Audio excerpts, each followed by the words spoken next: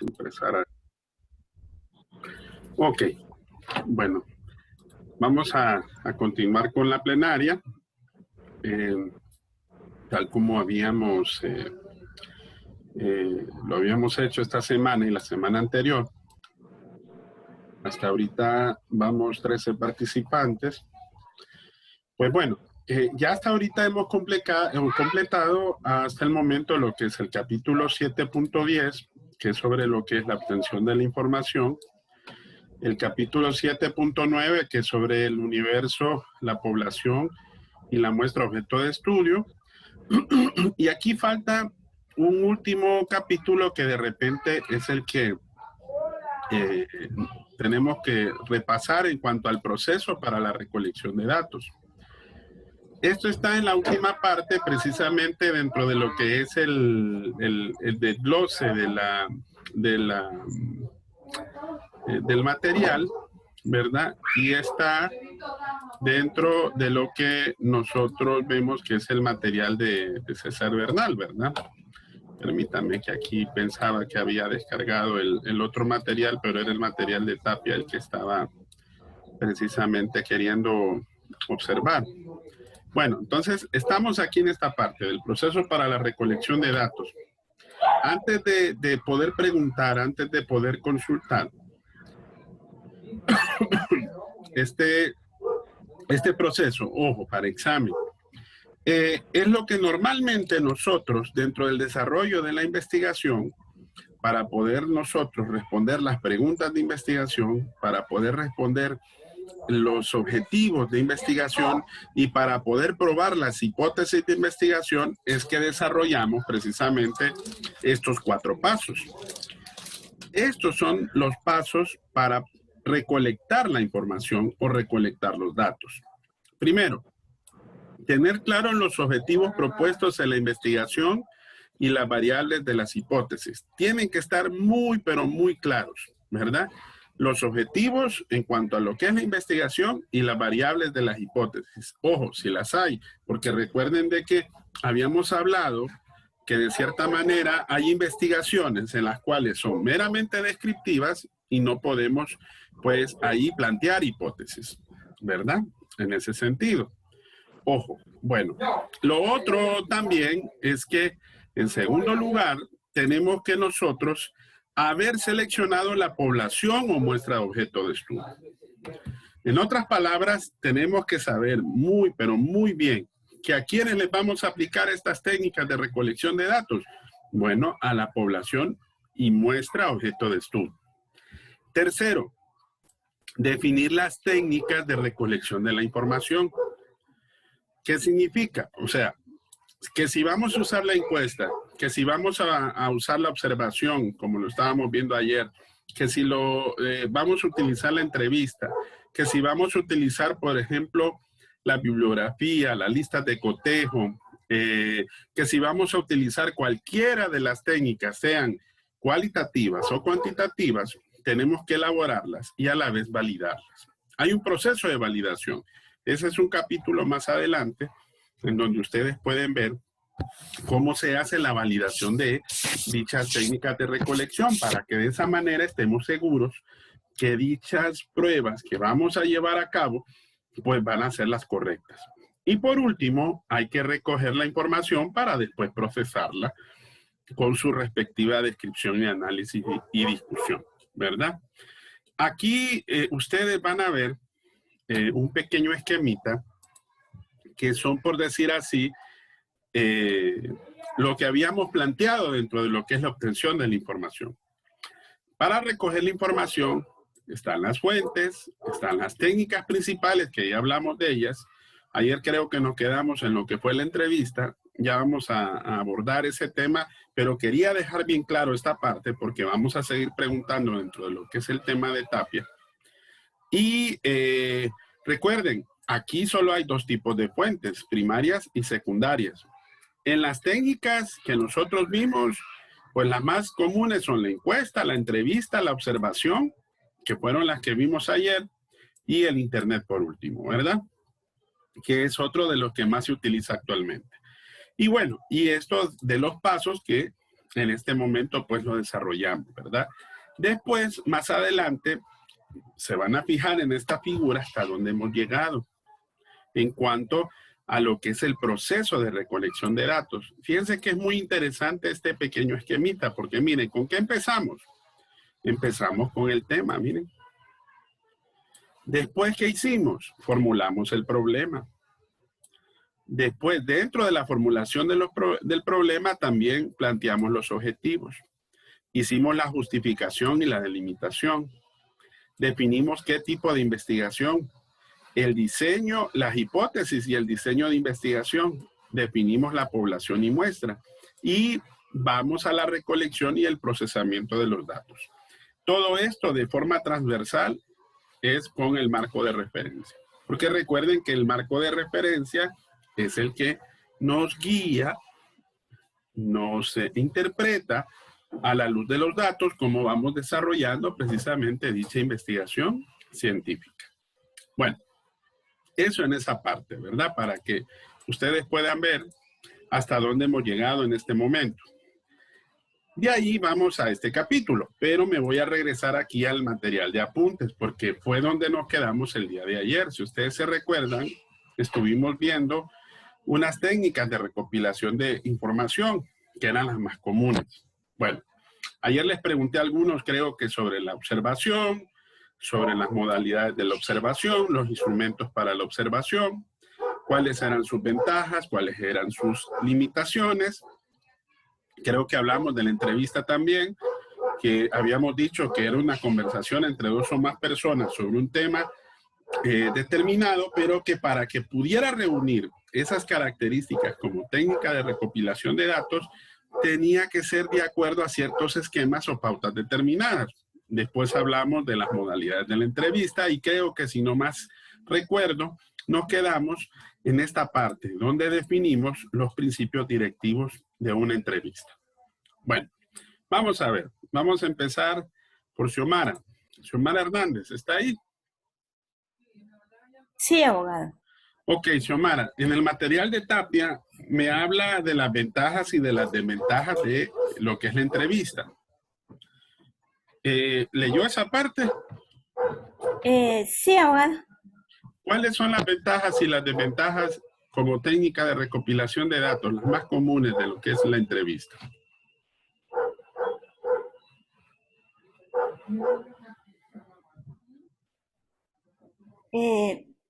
La ventaja sería cuantificar el número de muestras. Ajá. Cuantificar. Ajá. Cuantificar. Bueno, ahora, primero, hagamos los datos. Ajá. Una retrospectiva. Recuerde que las técnicas nos sirven ¿para qué? Para recopilar información. Sí, así es. Bueno, entonces, ¿qué ventajas tiene, por ejemplo, de alguien a quien usted de repente va a entrevistar? Bueno, de la entrevista es que estoy frente a la persona y le estoy preguntando lo que yo quiero saber. Entonces, en otras palabras, una ventaja es que usted obtiene datos relevantes. Así le está preguntando al que sabe y al que conoce del tema, ¿verdad? Sí. Bueno, esa es la primera ventaja. La otra ventaja también es que, como usted le está preguntando a alguien que sabe, la información que usted obtiene tiene la posibilidad de que usted le pueda implementar un tratamiento estadístico o que usted pueda cuantificarlo. Porque claro, le está preguntando a una persona que de repente tiene conocimiento sobre un determinado tema o situación objeto del estudio. Sí. Ahora, ¿qué limitaciones son las que usted cree que tiene precisamente la entrevista? De las que vio usted o leyó en el material.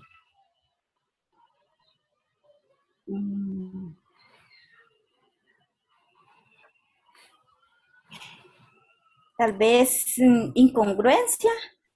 Ajá. ¿De qué? ¿De qué puede haber incongruencia? De lo que me está diciendo. Sí. De lo que le estoy preguntando. Es muy común que la gente diga una cosa, pero que en realidad hace otra cosa. ¿verdad? Esa puede ser una posibilidad y eso es una desventaja, es cierto. Puede haber posibilidad de incongruencias entre lo que dice y lo que realmente hace, ¿verdad? Otra desventaja que tal vez se recuerde. Tal vez la toma de los datos, Ajá, cómo los estoy recogiendo o cómo los estoy procesando. sí, pero fíjense que eso, en cuanto a la toma de los datos, influye, lo que dice el material es que influye en la parte del entrevistador y le voy a explicar por qué. Vaya, imagínese que usted viene y va a entrevistar a una persona. Normalmente cuando nosotros aplicábamos esta técnica en la facultad, nosotros le pedíamos a los estudiantes que entrevistaran a personas que de repente conocieran del tema. Como eran temas jurídicos, habían colegas abogados que nos apoyaban de las entrevistas. Entonces, buscaban a alguien que supiera sobre el tema. El problema es que muchas veces, cuando uno levanta una entrevista, de repente influye mucho lo que es precisamente la situación de su presentación personal.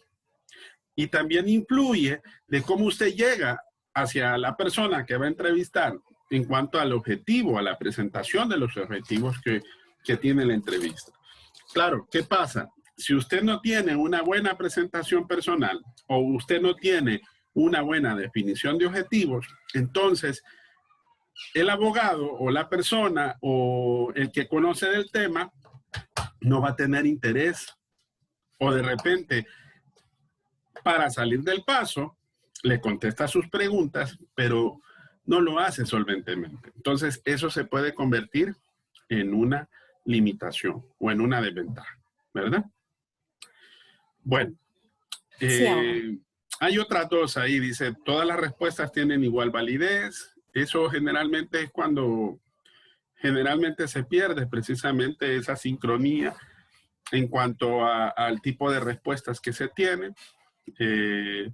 A veces eso también depende del tipo de objetivos que usted tiene, porque hay preguntas que de repente son 2 o 3 preguntas y preguntan sobre lo mismo. Entonces la otra persona responde de la misma manera. Entonces se pierde esa sincronía en cuanto a lo que es, y por eso se convierte en una limitación. Y por último, algo que estábamos hablando es que las respuestas dependen del interés y motivación del entrevistado, ¿verdad? Bueno, ok, Xiomara. ¿Qué principios directivos o cómo cree usted que se tiene que preparar una entrevista? De acuerdo a lo que leyó. A ver si se recuerda. ¿Cómo se prepara usted para realizar una entrevista como investigadora? Primero tengo que conocer el tema Así es. de lo que voy a preguntar. Ujú. Eh, Tengo que tener como redacción también. Ajá. ¿Cómo formular la pregunta? Es la cosa. ¿Cómo formular la pregunta? Ok. Y Esa es como la preparación la preparación del cuestionario en base a los objetivos que tiene en cuanto a lo que es la sí, investigación. Ajá. ¿Qué más?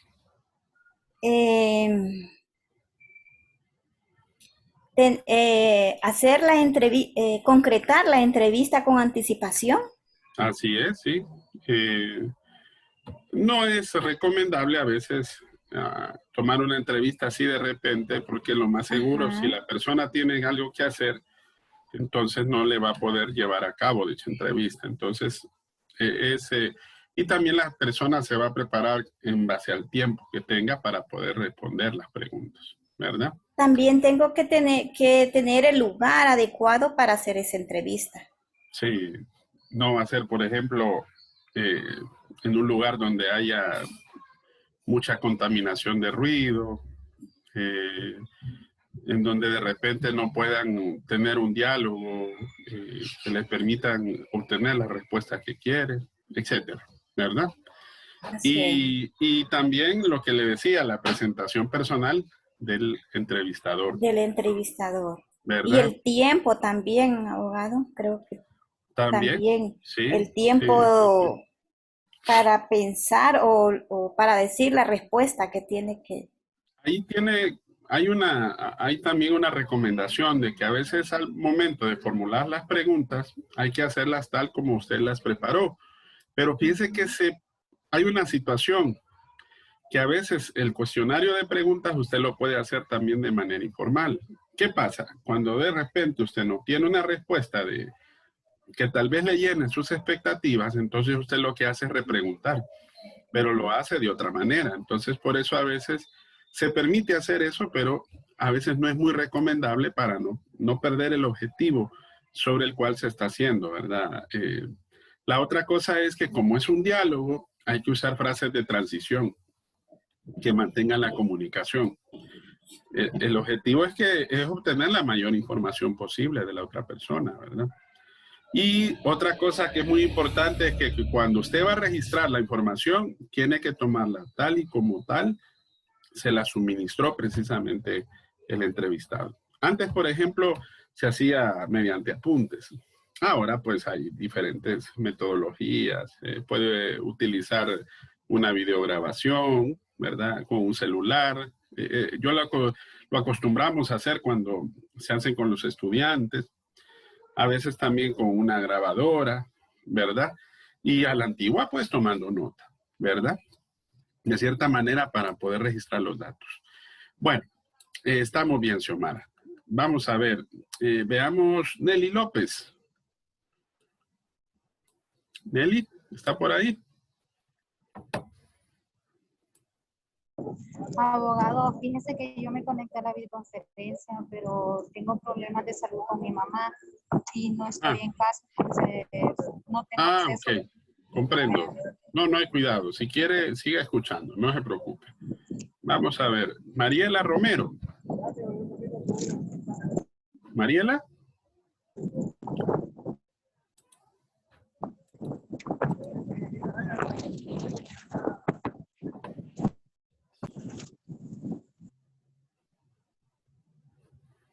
¿Está Mariela? Yo creo que tiene mal el sonido. Javier Valladares.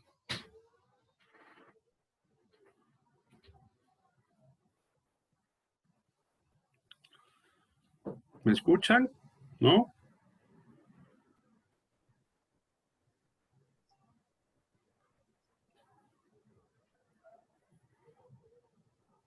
Creo que Javier tiene mal el audio porque no se le escucha. A ver, Manuel Zelaya.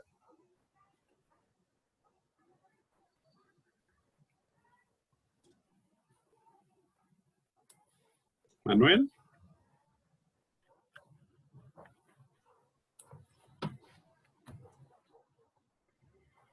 José Valle. Diga, abogado. Ok, José. Una pregunta. ¿Usted recuerda de que el cuestionario se utiliza tanto para qué técnicas? A ver si se recuerda. Hablamos un poquito de esto el día de ayer y también el día lunes. ¿El cuestionario para qué técnicas normalmente se utiliza para ser utilizado? De las que hablamos ahorita. Entrevista. Eso, Así de eso, es. Sí. para la entrevista y no recuerdo cuál otra, abogado. Solo me recuerdo la entrevista. Ajá. Y de las más comunes que vimos, se recuerdan que habían 4 de las más comunes. Ahí está una de ellas. El diario. Esa, No. La encuesta, es la encuesta. Si se fija, son cuestionarios de preguntas las que se aplican. La diferencia es que en la encuesta es estándar y son las mismas preguntas, mientras que en la entrevista es un diálogo más abierto y es más amplio para poder preguntar, ¿verdad? Ahora, en el material de Tapia menciona que el cuestionario, por definición, es un instrumento estandarizado. Esa es la regla general. Eso se utiliza más que todo para lo que es la encuesta. ¿Qué hace el cuestionario? Dice la lectura que traduce y operacionaliza los problemas de investigación. Pero para que el cuestionario sea también parte de esas dos técnicas, es necesario que reúna dos requisitos esenciales. A ver si se recuerda de los dos requisitos que hablamos en las técnicas de recopilación de datos. Creo que lo hablamos el lunes. ¿Cuáles son esas dos características? ¿No es la validez y la fiabilidad? Exacto. ¿No Deben es ser, así es, sí. Deben de ser confiables, debe ser confiable y tiene que ser válido. Ahora, existen diversas formas de hacer preguntas en un cuestionario. En el material de Tapia se mencionan, si no más recuerdo, creo que se mencionan 3 formas. Hay preguntas abiertas, preguntas cerradas y las categorizadas. ¿Cómo son las preguntas abiertas? el concepto o un ejemplo? Vaya, ¿cómo será una pregunta abierta dentro de un cuestionario? Ya sea para una encuesta o ya sea para una entrevista. Podría ser, mm, ¿qué, mm, qué piensa, no, cómo, sí, qué piensa del estudio, por decirlo así? Porque, ¿qué piensa del estudiar o cosas así? Abogado, Dígame, Javier. sí, buenas tardes. Disculpe, no me he activado el audio. Hoy sí, ya resolvió. Sí, es que no estoy muy bien de salud, pero aquí estamos escuchando. Ok, está bien. Eh, Solo para reforzar ahí el compañero, yo pienso que las preguntas abiertas son aquellas donde el entrevistado, perdón, o el encuestado tiene la opción de responder varias opciones. Ujú. No solo una opción, por ejemplo. Una pregunta abierta, la respuesta es igual, abierta, ¿verdad? Vaya, por ejemplo, ¿qué piensa o digamos, cómo evalúa usted, por ejemplo, el manejo de las vacunas por parte del gobierno nacional? Es una pregunta abierta y la respuesta, por lo tanto, también es abierta. Las preguntas cerradas. ¿Cómo será en contrario sensu a las preguntas abiertas? Las preguntas cerradas. ¿Un ejemplo? Puede ser, ¿tiene experiencia en el área laboral de tal cosa? ¿Sí o no? Sí o no, exacto. O sea, solo tiene dos opciones. Si tiene que ser con opinión o no lo tiene o no tiene que hacerlo. ¿Qué piensan?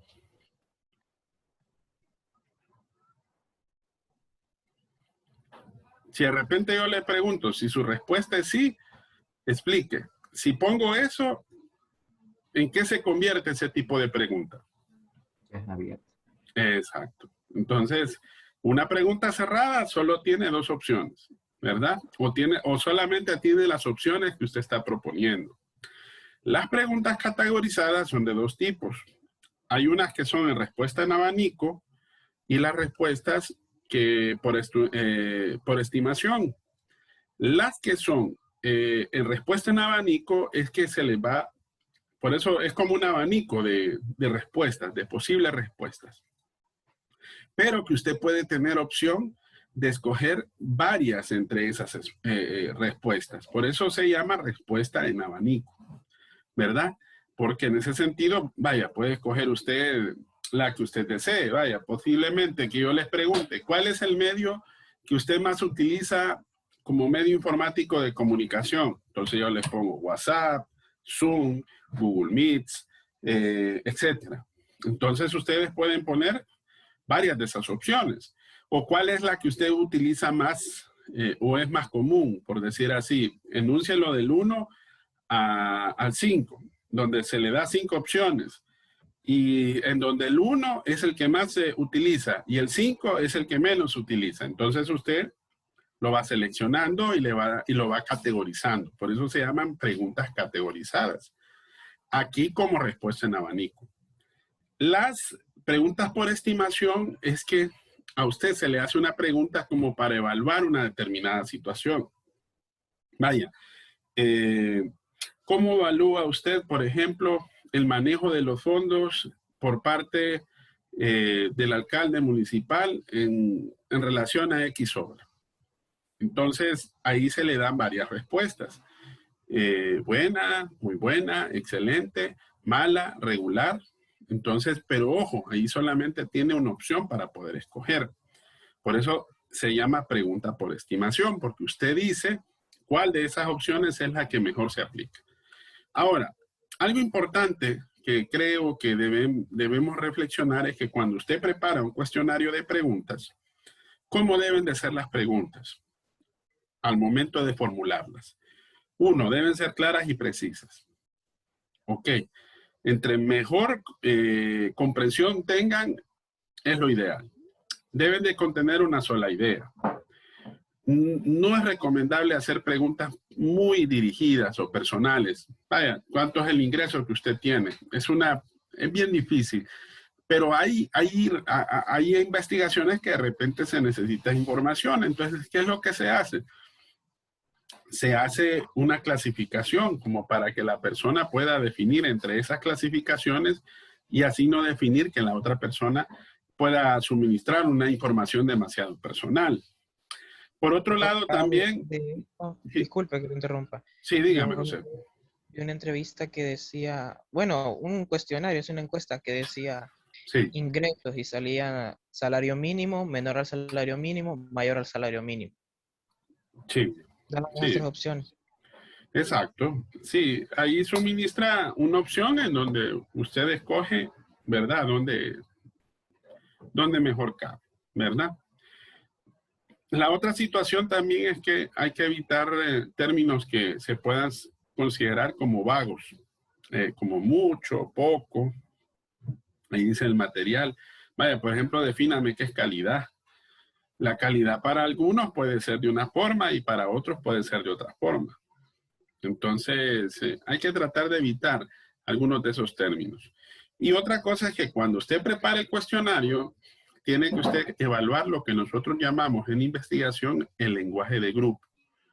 No es lo mismo hacer preguntas a personas que tal vez no saben leer y escribir, porque tal vez se ocupa un intérprete para poder preguntar, que preguntarle, por ejemplo, a alguien de nivel universitario.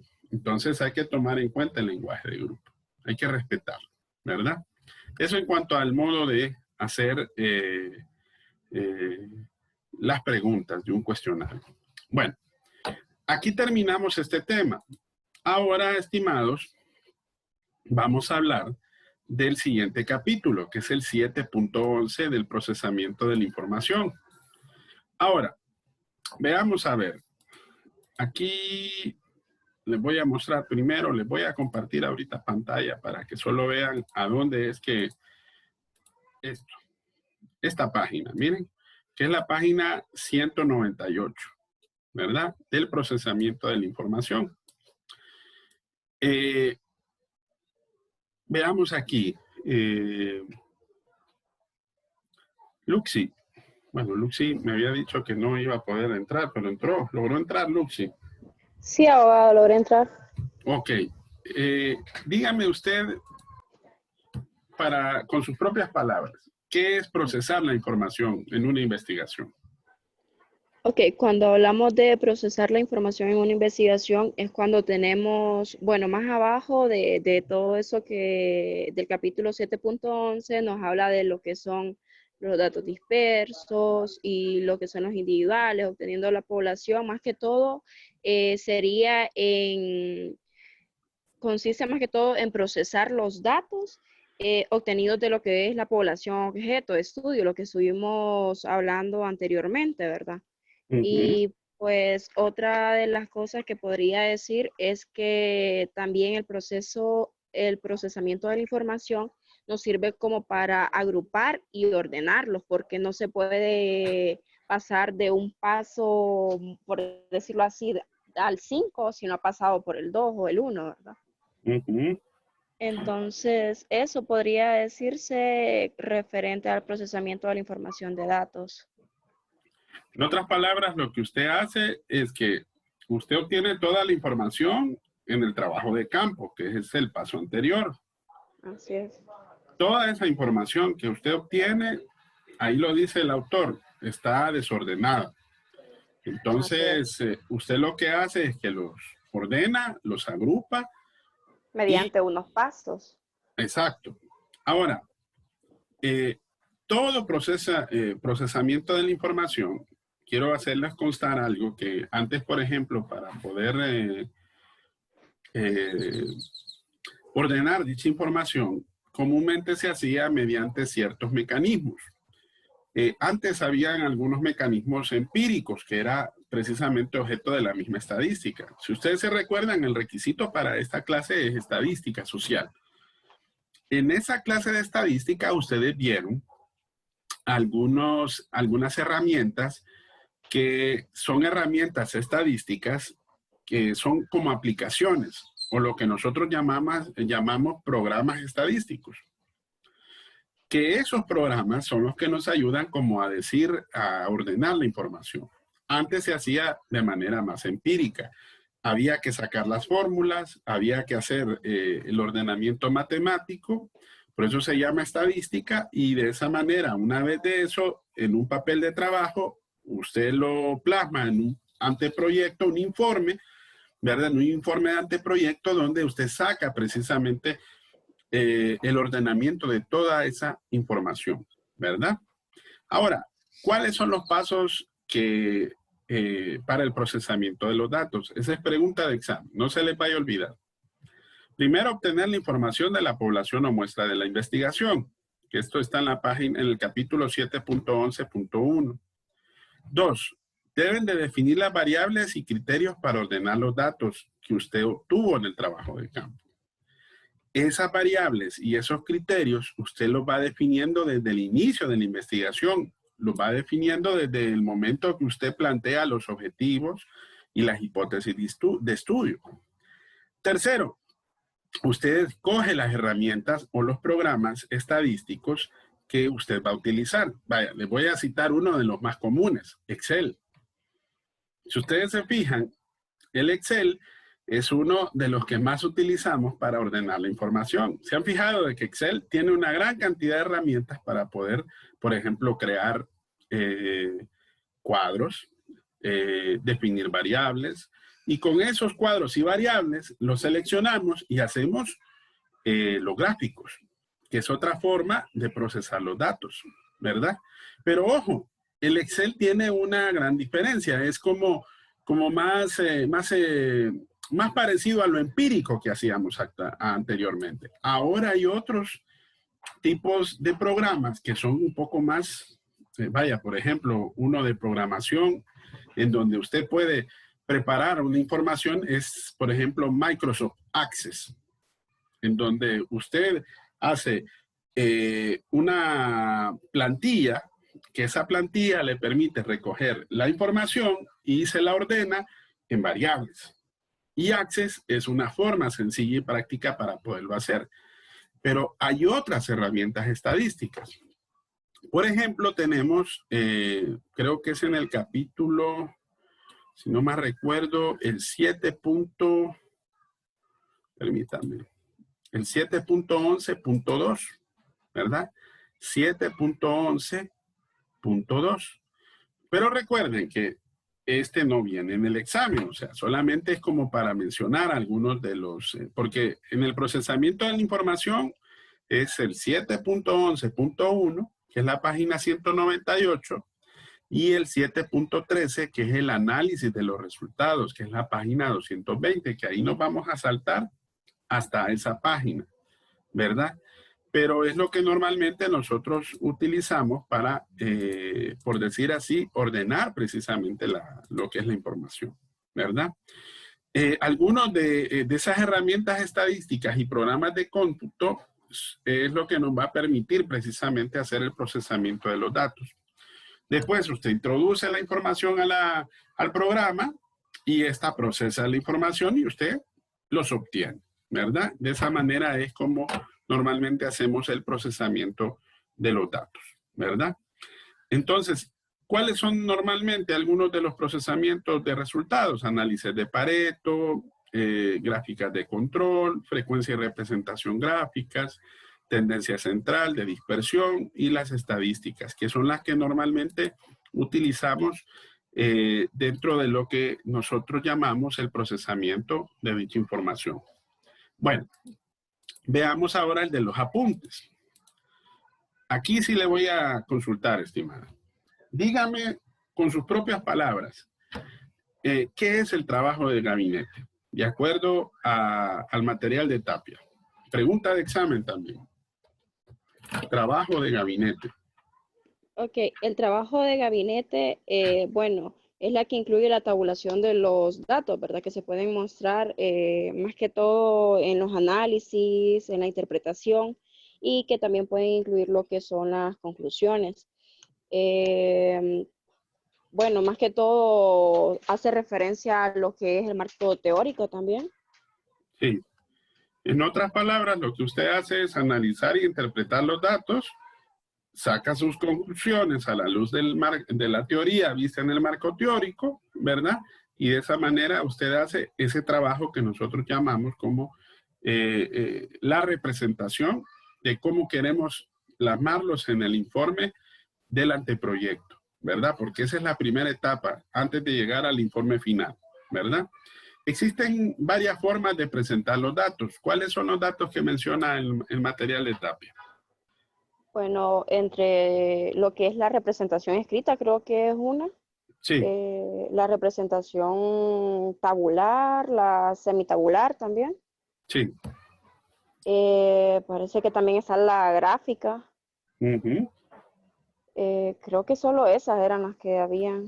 Sí, son las más comunes. 4. Ujú. La escrita es que usted básicamente presenta los datos como texto. Las semitabulares que usted resalta los datos. Normalmente lo hacemos entre comillas, entre paréntesis, con letra mayúscula, con negrita, ¿verdad? Da la impresión de que quisiéramos convertirlo como un gráfico, perdón, en una tabla, por eso se llama semitabular.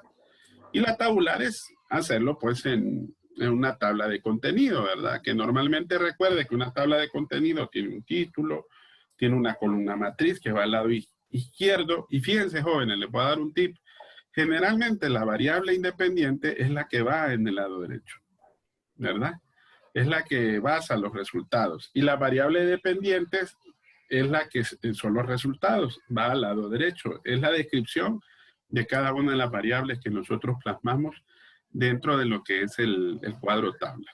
Un Abogado, cuadro, una dígamelo. preguntita. Fíjese que con respecto a la representación, creo que la semitabular, esa se podría como decir que es casi igual a los histogramas de casualidad. Es que, bueno, estaba viendo unos ejemplos en eso y me parece como un poquito similar, no sé si serán iguales. Usted ve, los ve iguales. Lo veo un poco similar. Lo que pasa es que sé que los histogramas son como en forma de barras o en círculos, ¿verdad? Pero no sé, como ese dice que va, el semitabular dice que consiste, creo que en incorporar cifras de texto, ¿verdad? Bueno, como usted lo dijo, en forma en orden, ¿verdad? Entonces no sé si se parecen esas o no. O sea, ahí tengo como una duda. Fíjense que el histograma más se aplica como a la representación gráfica, porque se ha fijado que generalmente cuando nosotros vamos a representar, por ejemplo, un dato se hace en forma de barra o en forma de superficie de barra, que es proporcional a los datos presentados. Entonces, creo que los ejemplos para los tipos de histograma que de repente se pueden presentar más se adhiere a la idea de la representación gráfica. Okay. ¿Verdad? Sí, ahora los datos como tal vez en ese sentido sí, pero ya en la representación se parece más a la representación gráfica. Más bien yo diría que ese es un ejemplo típico de una representación gráfica, ¿verdad? Okay. Bueno, veamos. ¿Qué otra pregunta? Bueno, aquí terminaríamos el material de Tapia, ¿verdad? Y ahí solamente preguntar cómo es cada uno de los de las representaciones que nosotros tenemos. Bueno, de ahí nos saltamos hasta la página 220. La página 220 ya es el análisis de los resultados. Permítanme, voy a poner aquí la página, aquí está. El análisis de los resultados. Voy a compartirles aquí esta parte. Ya queremos terminar esta parte que es importante. Bueno, miren, en el análisis de los resultados, estimados, como ustedes pueden ver, es el siguiente paso después de que nosotros llevamos a cabo el trabajo de campo y lo que es el procesamiento de los datos. Aquí lo que hacemos es que una vez que ya tenemos los datos, entonces los mismos deben de ser analizados, interpretados, que es el proceso que habíamos mencionado en el trabajo de gabinete, ¿se recuerdan? ¿En qué consiste el análisis de resultados? Aquí lo dice, miren. Interpretar los hallazgos relacionados con el problema de investigación, los objetivos propuestos, las hipótesis planteadas y las preguntas formuladas. Ahora, versus las teorías y los presupuestos que ya hemos estudiado dentro de lo que es el marco teórico. ¿Cuál es la finalidad de esta parte del análisis de los resultados? Es evaluar si las teorías que nosotros hemos propuesto dentro del marco teórico se confirman o no. O si en su defecto también se puede generar, por ejemplo, una nueva discusión sobre la teoría que ya existe. Entonces estamos creando un nuevo conocimiento. ¿Ok? Aquí no les pregunté porque yo sé que es un poquito más profundo, ¿verdad? Para poder entender. Ahora, en términos generales, esta parte de aquí debe de indicarse, en cuanto al análisis, si el estudio respondió o no, ¿a qué? A las hipótesis que usted planteó, a las preguntas que usted desarrolló, a los objetivos del estudio. Miren, aquí es donde se le da respuesta a esa parte. ¿Por qué? Porque ahí usted va a encontrar si hubo respaldo o no hubo respaldo a la hipótesis. ¿Se recuerdan ustedes que en el primer parcial habíamos hablado del proceso de investigación científica? Y en un momento de esos pasos habíamos dicho que si la hipótesis era verdadera, entonces se generaba un nuevo conocimiento y se cumplía el sexto paso del método científico.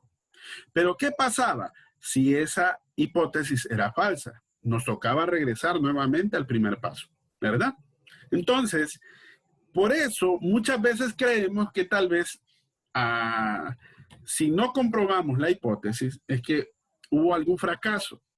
No tanto así, sino que esto más bien nos puede servir para replantear un poco la investigación y corroborar un nuevo estudio que de repente nos permita contrastar los resultados que ya hemos obtenido. O sea, que no todo es malo en este sentido, ¿verdad?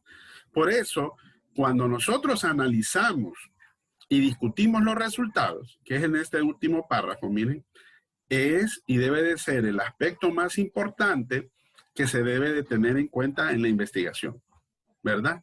¿Por qué? Porque recuerden que estos resultados son los que nos van a permitir corroborar la información que nosotros mismos nos hemos planteado como hipótesis desde el inicio de la investigación.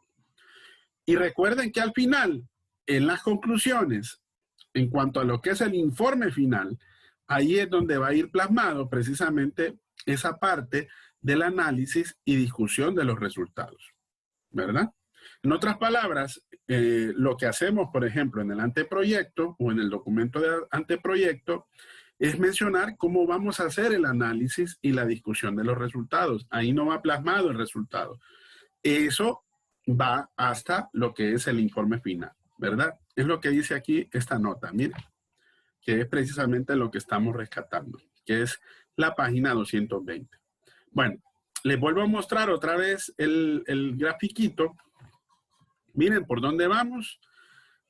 ya casi vamos llegando a lo que es lo que estábamos hablando. Miren, recolección y procesamiento de datos, análisis y discusión de resultados. Ahora, ¿qué es lo que sigue?